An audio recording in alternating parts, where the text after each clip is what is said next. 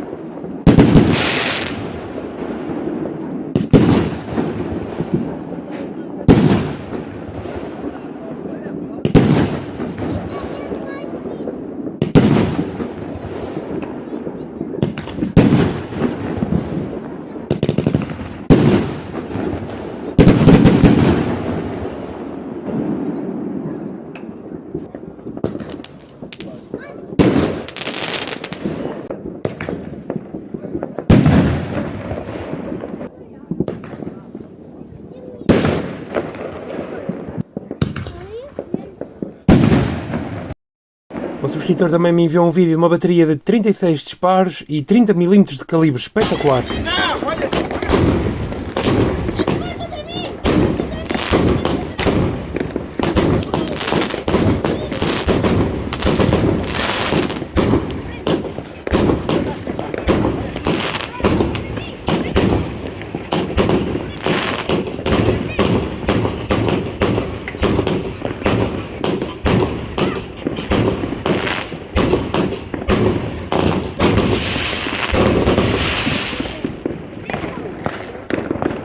Recebi também um vídeo de drone gravado pelo Nelson em Vila Nova de Santo André, muito fixe.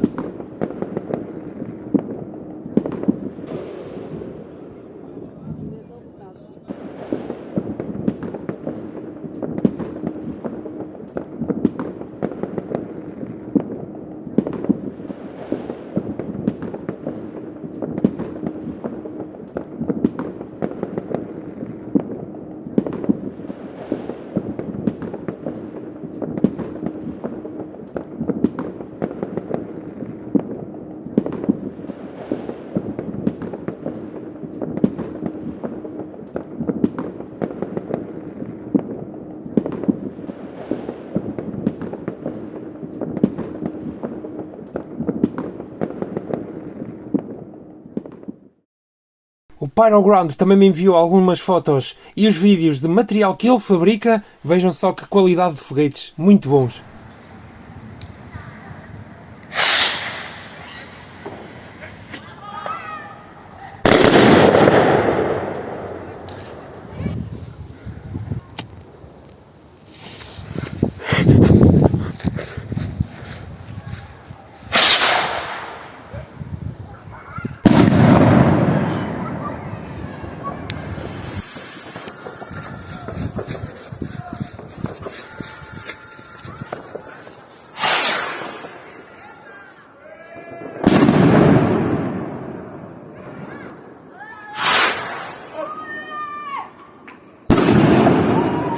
Recebi também o vídeo do Sobral que lançou 5 Epipandas.